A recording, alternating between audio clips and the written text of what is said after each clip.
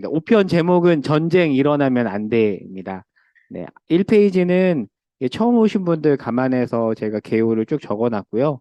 1페이지 맨 아랫부분 한번 보겠습니다. 지난주 저희가 4편 살펴봤죠. 제목 혹시 기억나세요?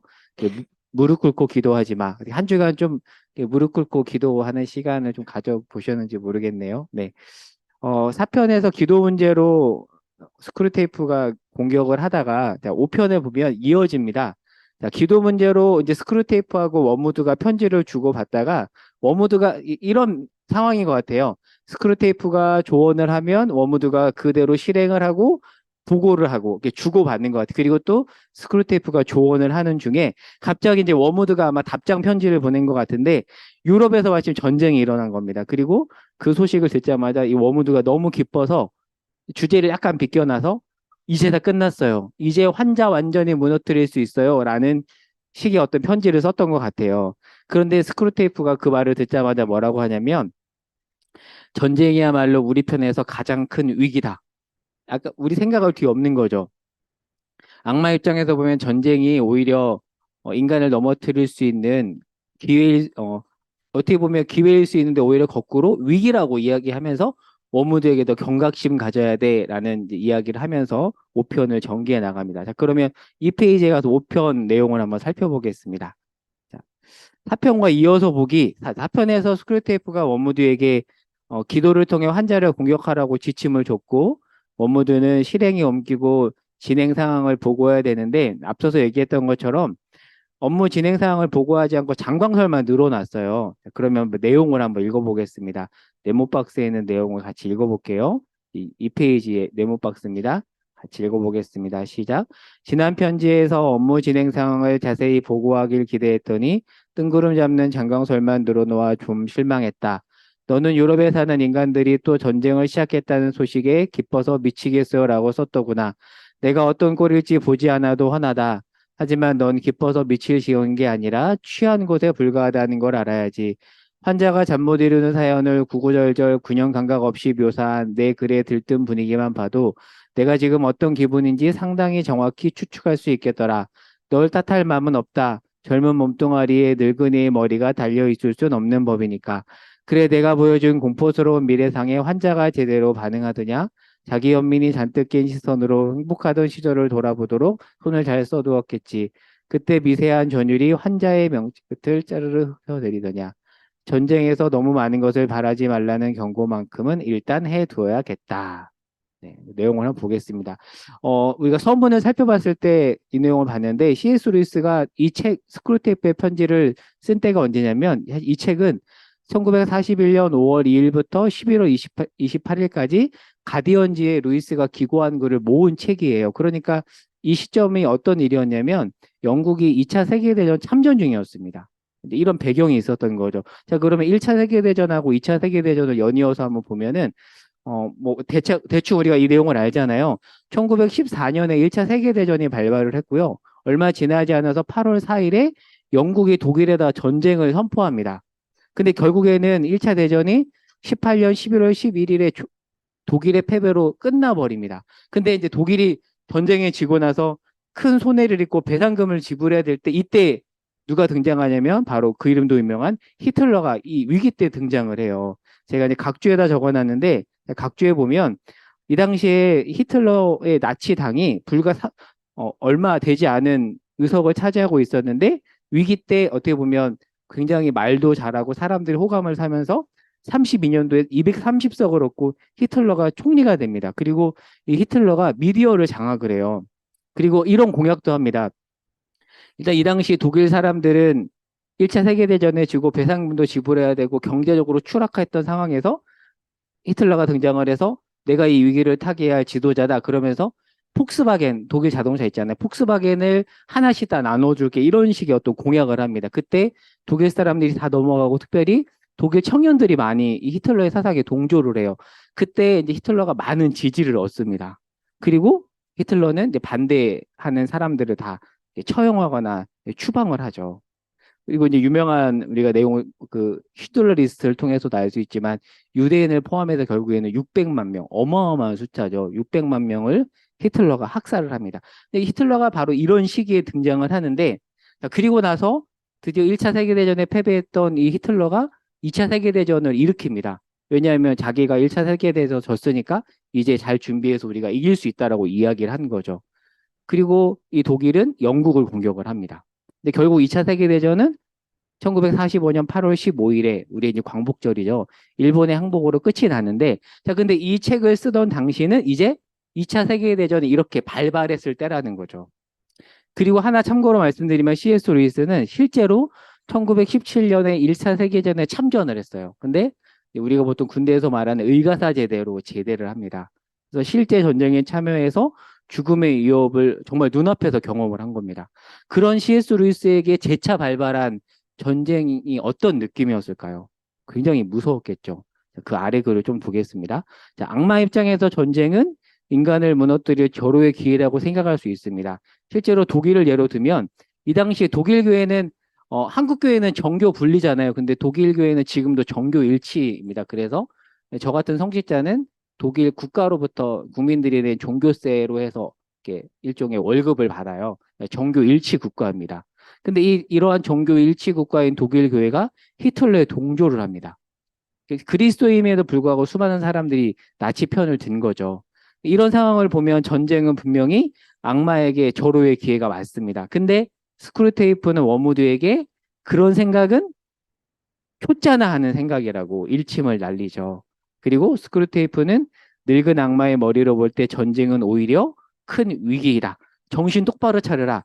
정신 똑바로 차리지 않으면 오히려 인간이 더 하나님 편으로 돌아설 수 있다라는 얘기를 하는데, 자, 조금 더 내용을 읽어보겠습니다. 자, 네모박스에 있는 글이 굉장히 긴데 쭉쭉 넘어가면서 한번 제가 그냥 이렇게 스킵하면서 읽어볼게요.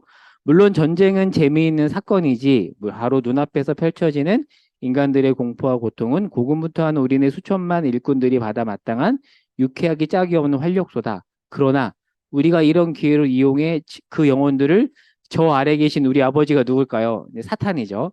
저 아래 계신 우리 아버지께 끌고 가지 못한다면 전쟁이 일어난들 어찌 항구적인 이득이 있다 하겠느냐. 쭉 넘어가 보겠습니다. 자, 위에서 세 번째 줄부터 전쟁 그 자체에는 우리에게 결코 유리할 것 없는 경향들이 포함되어 있으니 말이야. 물론 상당한 분량의 잔혹성과 음탕함을 기대할 수 있다. 그쵸? 전쟁이 나면은 잔인하게 학살하기도 하고 종군 위안부나 이런 것 때문에 음탕한 일들이 많이 벌어지잖아요. 하지만 주의하지 않으면 이런 재난을 통해 수천 명의 인간들이 원수에게 돌아서는 꼴을 보게 될 수 있대요. 그리고 밑줄 그은 부분인데요. 이때껏 자기 자신에게만 관심을 두던 수만 명의 인간들이 자아보다 고귀하다고 믿는 가치와 명분에 눈길을 돌릴 수도 있지. 전쟁통에 얼마나 바람직하지 못한 죽음들이 속출하는지도 한번 생각해 보거라. 자, 그리고 밑에 또 밑줄 그은 부분입니다. 전쟁이 계속해서 죽음을 환기시킨다는 점도 우리에겐 크나큰 재앙이다. 위에 보면 그런 말 있잖아요. 모두 인간이 값비싼 요양원에서 죽는 게 우리한테는 훨씬 더 좋은 일이고 전쟁이 더 큰 위기이다. 그러면서 밑에서 세 번째 줄을 보면 전쟁통에도 자기가 영원히 살 수 있으리라고 믿을 인간이 한 놈들인들 있겠느냐라는 말을 합니다. 굉장히 많은 통찰을 주는 말이죠. 자, 그럼 1번을 통해서 한번 좀 더 얘기를 해볼게요. 자, 전쟁 중에 자기 자신에게만 관심을 두던 자들이 자아보다도 고귀하다고 믿는 가치와 명분에 눈길을 돌린 사례를 한번 독일 교회를 예로 들어서 한번 볼게요. 아까 말한 것처럼 34년에 히틀러가 궁극적으로 권력을 장악하고 정교일치 국가인 독일 교회까지도 장악을 해버립니다. 근데 여러분 루터가 종교개혁가잖아요. 위대한 사람이긴 하지만 루터도 인간이기 때문에 흠이 있는데 루터가 굉장히 이제 실수했던 것 중에 가장 큰 것 중에 하나가 루터는 정말 유대인을 싫어했어요. 그래서 루터가 쓴 여러 책 중에서 책 제목도 경멸하는 유대인 뭐 이런 책이 있거든요. 근데 그러다 보니까 루터가 종교개혁을 일으켰을 때가 1517년인데 그 이후로 어떤 루터의 이러한 유대인을 경멸하는 어떤 흐름이 유럽 역사 내내 개신교에서 흘러갑니다. 그래서 유럽 역사는 이런 루터의 이런 사상 때문에 전반적으로 유대인을 경멸하는 분위기가 형성이 돼요. 그런데 이 독일 안에도 이런 정서가 계속 깔려 있는 거죠. 유대인 나쁜 놈, 유대인. 그래서 그 크리스마스 캐롤 그 소설이나 영화에 보면은 스크루지가 유대인이잖아요. 악독 고리대금업자. 그러니까 유대인 하면은 그렇게 못된 놈이라는 이미지가 이미 유럽 사람들의 생각에는 사로잡혀 있는데 뿌리를 거슬러 올라가면 루터의 생각이 있습니다. 근데 이제 히틀러가 독일 사람이잖아. 이걸 이용합니다. 이용해서 히틀러가 예수님을 십자가에 못 박은 주도자가 바로 유대인이야. 그래서 유대인을 경멸해야 돼, 죽여야 돼. 그리고 독일인이야말로 아리안족이란 말 들어봤죠? 만들어낸 말인데 독일인이야말로 하나님이 택한 선민이라는 생각을 못하네요. 사람들에게 심어주었고 전쟁으로 사람들이 고생을 하다 보니까 그냥 넘어가요. 사람이 이렇게 어려움에 처하면 누군가의 말에 속된 말로 가스라이팅을 당하잖아요. 이렇게 넘어갑니다. 제가 가을에도 적어놨지만 위기 때 등장한 카리스마 있는 지도자에게 사람들은 잘 넘어가죠. 독일 교회가 동조를 해버립니다. 그런데 하지만 이때 죽음을 무릅쓰고 나치에 반대한 독일 고백교회라는 조직이 등장을 합니다. 우리는 독일 국가교회와 달리 나치의 사상에 동조할 수 없어. 우리는 동의하지 않아. 죽음을 각오하고 동맹체가 결성이 돼요. 그래서 지하로 숨어서 어려움을 겪지만 끝까지 타협하지 않는데 이러한 나치에 반대했던 독일 교회를 이끌었던 대표적인 지도자가 한 번쯤 들어봤을 거예요. 칼바르트라는 신학자 혹시 들어보실지 모르겠어요. 그리고 보네퍼는 이 칼바르트의 수석 제자였습니다. 칼바르트가 말하기를 아마 보네퍼가 39살에 죽는데 보네퍼가 죽지 않았다면 오래 살았다면 자기를 능가하는 세계적인 신학자가 됐을 거라고 평하는 제자였거든요. 근데 이 칼바르트는 이 당시에 독일의 본대학 교수였는데 독일 사람이 아니라 스위스 출신이다 보니까 이 나치가 죽일 수는 없었어요. 왜요? 다른 국가 사람이니까. 그래서 결국 스위스로 추방을 당합니다. 하지만 보네퍼는 독일 사람이기 때문에 달랐거든요. 근데 마침 그 아랫줄에 보면 이 보네퍼는 천재적인 신학자라고 했잖아요. 1924년에 칼바르트의 사상을 접한 이후에 그의 제자가 되고 그리고 미국의 유니온 신학교라는 신학교에 가서 공부를 해요. 근데 그때 이 보네퍼를 가르쳤던 지도 교수가 바로 들어보셨지 모르겠어요. 라이놀드 니버라는 사람이었습니다. 이 라이놀드 니버가 쓴 유명한 책이 어 제가 지금 거꾸로 얘기한 걸 수 있는데 도덕적 인간과 비도덕적 사회인가 아마 이게 지금 제가 거꾸로 얘기했나 제대로 얘기했나 모르겠는데 유명한 책이잖아요.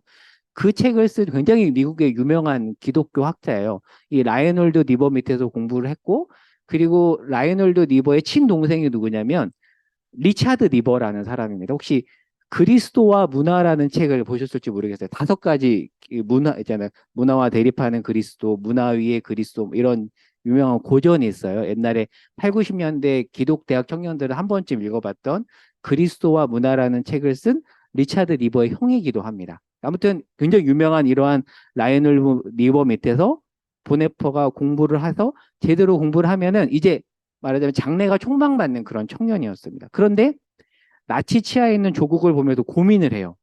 어떡하지? 나 혼자 여기 미국에 있으면 될까? 고민을 하다가 주변 사람들은 그냥 남아서 미국에 망명을 하라고 했는데 기도와 고민 끝에 결국에는 독일, 전쟁 중에 있는 독일로 돌아가기로 결정을 합니다.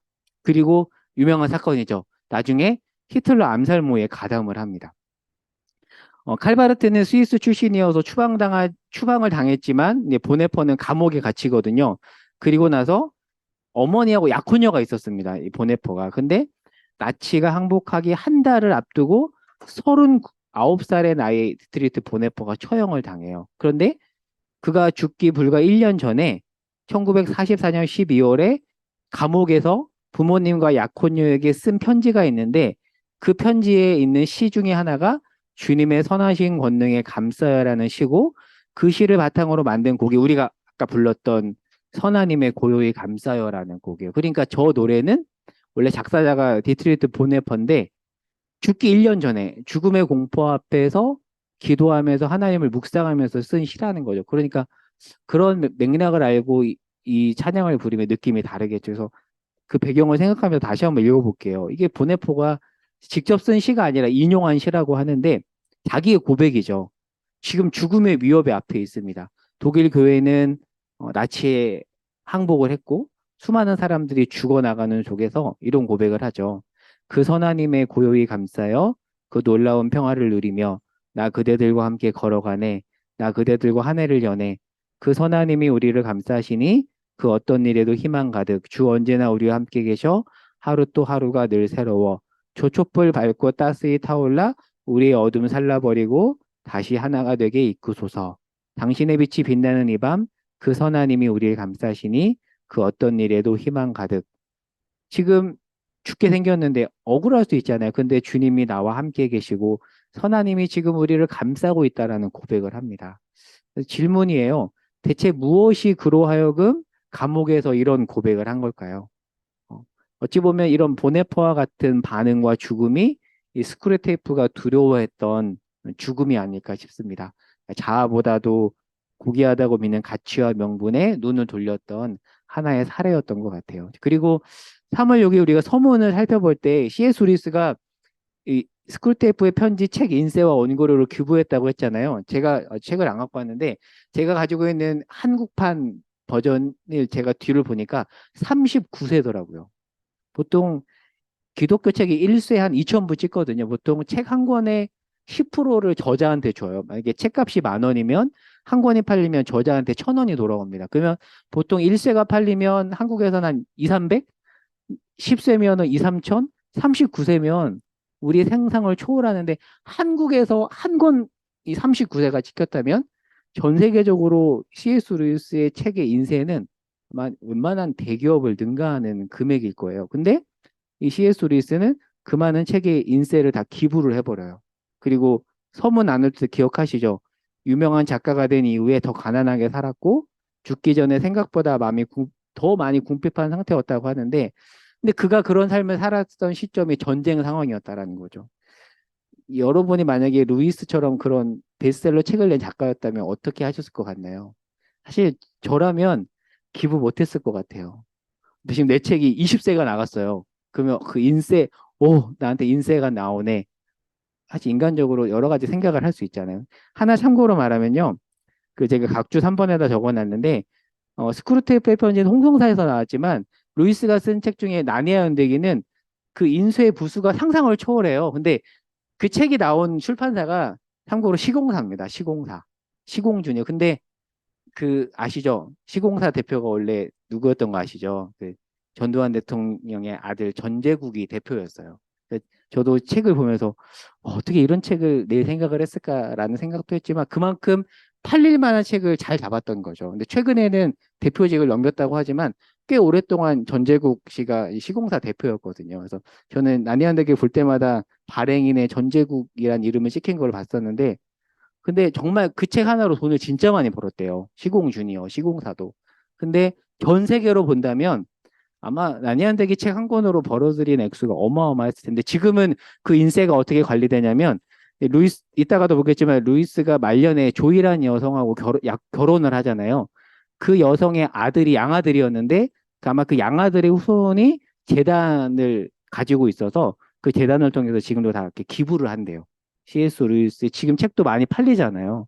일단 그렇게 루이스의 뜻을 기려서 지금도 이렇게 기부하고 좋은 일에 많이 쓴다고 합니다. 우리가 생각해 볼 수 있는 게 그거잖아요. 와, 어떻게 루이스는 거기에 초연할 수 있었을까? 어떻게 보면 자기의 생각과 자기의 삶이 어떻게 보면 이 스크립트의 편지 5편에 담겨 있었던 거죠. 한번 그 내용을 적어봤고요. 자, 다음 2번인데요. 전쟁은 아니지만 전쟁과 같은 급박한 상황에서 나온 바람직하지 못한 죽음의 또 다른 사례를 보면 타이타닉 이야기를 좀 해볼게요. 혹시 타이타닉에서 그 찬송가 연주하는 분 혹시 기억나시는 분 계실지 모르겠는데 짧게 한번 얘기해 볼게요. 1912년 4월에 타이타닉호가 무너지는데 구명보트가 승선 인원이 부족하다 보니까 남자들은 여자 어린이를 먼저 내보내고 자신을 희생하는데 영화에서 이제 그 감동스러운 장면이 나오지 그 몇 개 중에 하나가 뭐냐면 배가 침몰할 때 악사 네명이 4주를 가까이 하면 그 찬송가를 연주하는 장면이죠. 그래서 그거를 한번 유튜브로 한번 제가 준비해 봤는데 한번 볼까요? 그 부분을 또 봐야 백문이 불여일견이라고 봐야 될 것 같아서 한번 타이타닉 이거 한번 부분을 한번 감상을 해보겠습니다. 사람들을 믿고 내와 함께 마지막을 함께한 성원들과 침몰하는 대승전까지 열주하고 있을 때가 하나되 그리고 서로를 끌어안으며 마지막을 함께한 모습 우리가 주목해야 할 부분은 진짜 이 이야기의 전체가 되는 이 영화 속 주연들이 아닐까 생각됩니다. 단순히 영화 속 극적인 연출이 아닌 그 장면 속에 진짜 사연이 숨어 있습니다. 20세기 최고의 블록버스터 타이타닉으로 소개돼 있다. 타이타닉에 남겨진 그들의 진짜 이야기들. 그럼 실제로 그들에게는 무슨 일이 있었는지 궁금합니다. 타이타닉호의 선장인 에드워드 윌슨은 당시 대서양 현장에 있어 가장 경험이 많은 선장이었습니다. 또한 그런 생을 자주 먹었기에 억만장자들의 선장이라고 불렸다. 원래는 은퇴를 할 예정이었으나 회사의 설득으로 인해 마지막으로 한 번 더 출항하기로 하는데 그것이 바로 타이타닉의 첫 항해였습니다. 타이타닉이 침몰하자 승객들의 대피를 도운 후에 배와 함께 바다에 가라앉았는데요. 그가 마지막에 어떻게 되었는지는 말이 많습니다. 목격자들이 의하면 영화에 묘사된 것처럼 세탁의 문을 걸어 잠그고 침수될 때까지 나오지 않았다는 이야기도 있고 다른 선원들과 함께 승객들이 탈출을 했다가 물에 휩쓸려 가라앉았다는 설정입니다. 여러 가지 이야기가 있습니다만 워낙 직원들이 엇갈렸기 때문에 정확하지는 않죠. 하지만 확실한 점은 끝까지 승객들의 탈출을 했다가 대화 마지막에 승객하는 것입니다. 타이타닉호의 설계자였던 토마스 앤드류스는 배가 침몰할 당시 승객들의 비상태스 탑승과 물에 쓸만한 물건들을 던질 것을 계속 도왔다고 합니다. 영화에선 로즈에게 비명토끼를 건네며 튼튼한 배를 만드는 것에 야가 마지막을 쓰고 휴양실에 나갔는데요. 실제로도 그는 휴양실에서 비명토끼를 건질 때 그림을 무시하고 있는 것이 마지막으로 느껴졌습니다. 휴양실에 남아있기로 했던 사람은 그리스만이 맞습니다. 당시 나라는 승객들도 휴양실에서 죽자 그들에게 남긴 시간을 보냈습니다. 승객들 중에는 윌리엄 스피스라는 저명한 언론인이 있었는데 코리아도 인연이 깊은 인물이었습니다. 바로 헤이그 특사를 도와주었던 인물이었죠. 아이러니하게도 윌리엄은 구명코트의 필요성에 대해 경고하는 사설을 쓰기도 했습니다. 윌리엄 또한 흡연실에서 마지막까지 조용히 독서를 하고 있었다고 전했습니다. 영화처럼 마지막까지 배 위에서 연주를 계속하던 이들은 바이올리니스트 스틸리다이트는 파리를 던졌습니다. 월리스의 사투리는 약혼녀의 곁을 떠나기 싫어 신선하기를 꺼려했지만 역사적인 선박 때문에 마지막으로 한번 떠나보자는 마음과 손님들과의 약속을 지키기 위해 배에 승선하게 됩니다. 그리고 어느 기록을 보아도 타이타닉의 마지막 순간까지 그가 이끄는 파리족 선수의 의상이 확실했는데요.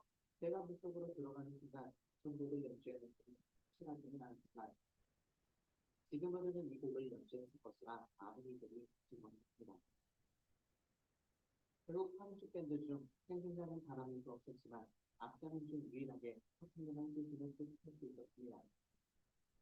그가 마지막까지 놓지 않았던 바이올린 학교 케이스. 그 케이스에 몸이 묶여있던 덕에 케이스의 불력에 의해 몸이 떠오르게 되었고 승부를 할 수 있던 거죠. 여러모로 그의 고양이는 그의 등까지 쓰러졌고 그의 장례식에는 4만 명의 조문객들이 몰렸다고 전했습니다.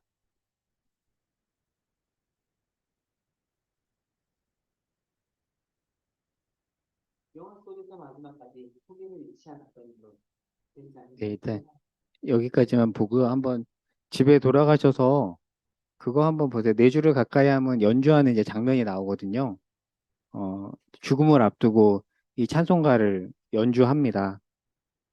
그러면서 마지막에 뭐라고 하냐면 오늘 연주는 평생 못 잊을 겁니다. 그러니까 사람들이 막 죽어가잖아요. 그때 이 찬송가를 통해서 사람들에게 신앙을 전하는 거죠. 네 줄을 가까이 하게 함은 숨질 때 하는 말, 그런데 고백을 사람들에게 전하고 자기도 그 고백을 하고 죽음을 의연하게 받아들이는 모습, 굉장히 감동적인 모습인데 어찌 보면 이런 모습이야말로 스크루테이프 입장에서 본다면 바람직하지 못한 죽음이자 완전한 채비를 갖추고 마는 죽음이라는 거죠. 제가 하나 대비해서 보면 좋을 영화, 한국 영화 하나 소개해 드릴게요. 그 설경구 주연의 타워라는 영화인데 혹시 보신 분 계세요? 올해 한 10년 된 영화인데 그 최고급 주상복합 빌딩에서 화제가 났는데요. 이 영화에서 크리찬이 나옵니다. 김장로라는 장로가 이한위가 그 역할인데 나오는데 보면 되게 우스꽝스럽게 나와요. 저도 참 목회자로서 그런 걸 보면 민망한데요.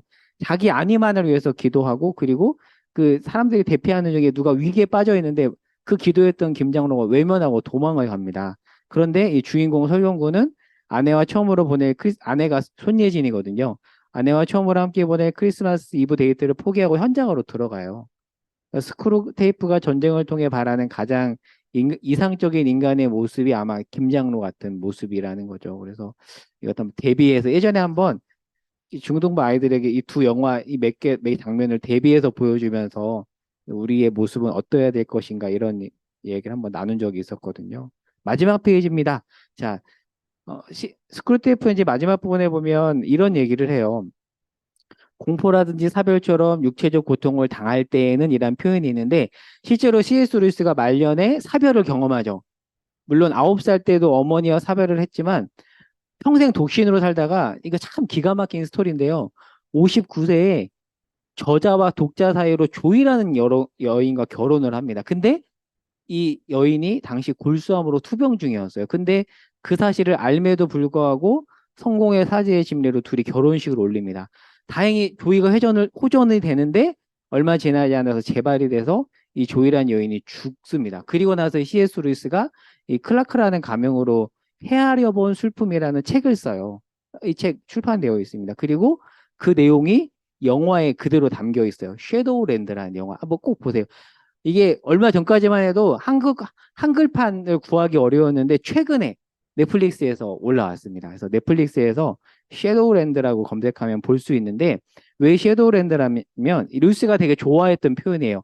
그림자 나라라는 뜻이거든요. 그러니까 이 나니아 연대기 마지막 책인 마지막 전투에 보면 나니아는 그림자로서의 나라고 완전하고 영원한 나라는 우리가 살게 된 하나님 나라다. 그래서 C.S. 루이스 항상 이 땅이 그림자에 불과하다. 섀도우랜드다. 이런 인식이 항상 있어서 그 표현을 참 좋아했습니다. 그래서 영화 제목도 루이스가 좋아했던 표현을 따서 섀도우랜드라고 합니다. 근데 그렇게 사랑했던 여인이 그렇게 죽고 나서 하마터면 믿음을 잃을 뻔했다라는 얘기를 이 헤아려본 슬픔이라는 책에서 합니다. 그리고 나서 마지막에 이런 고백을 해요. 이거 루이스의 헤아려본 슬픔에 나오는 고백인데 제가 한번 읽어볼게요. 사별이란 결혼한 두 사람 사이의 사랑의 단절이 아니오 정상적 단계 중 하나이다. 한 쌍의 연인, 아니 이 세상 모든 연인들에게 예외 없이 사별이란 사랑의 경험상 보편적이고 필수적인 부분이다.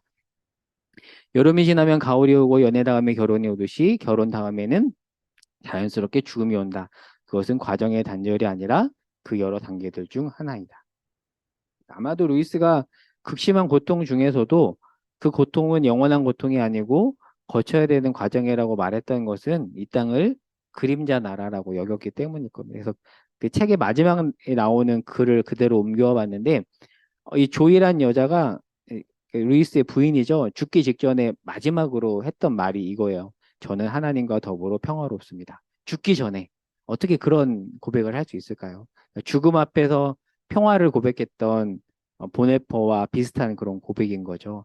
마지막 문장입니다. 루이스는 절망스러운 현실 앞에 시선을 주께로 돌린다. 이 얼마나 어려운 일인가. 막막한 현실에서 시선을 주께로 돌린 경험이 있는가. 그때야말로 악마가 제일 싫어하는 순간이다. 마지막 페이지는 그냥 참고로 제가 적어놨는데 되게 멋진 그림 아닌가요? 2차 세계대전 도중에 런던의 도서관의 모습인데 전쟁으로 폐허가 됐는데 지금 사람들이 책을 보고 있어요. 책을 찾고 있습니다. 왜 이 전쟁 속에서 사람들은 이렇게 책을 찾았을까? 여러 가지를 생각하게 하는 그림이어가지고 한번 옮겨와 봤습니다. 견뎌내기 위한, 감당하기 위한 책 읽기. 그렇다면 이제 우리의 어떤 성경 읽기나 하나님 앞에 기도하는 것도 이런 모양이 돼야 되지 않을까? 뭐 이제 그런 또 통찰이 있어서 이 부분을 가져와 봤고요. 자, 이제 나눈 질문 두 가지입니다. 깨닫게 된 점을 한번 나눠 보시고 두 번째는 막막한 현실에서 시선을 주께로 돌린 적이 있었다면 한번 그때 경험과 그때 누린 은혜를 나누어 주시면 이게 좋을 것 같습니다. 그래서 오늘은 여기까지 하고 좀 일찍 끝났네요. 자, 곧바로 한번 그룹별로 모여보도록 하겠고, 네, 우리 현지 형제님하고는 또 인사하겠습니다. 네.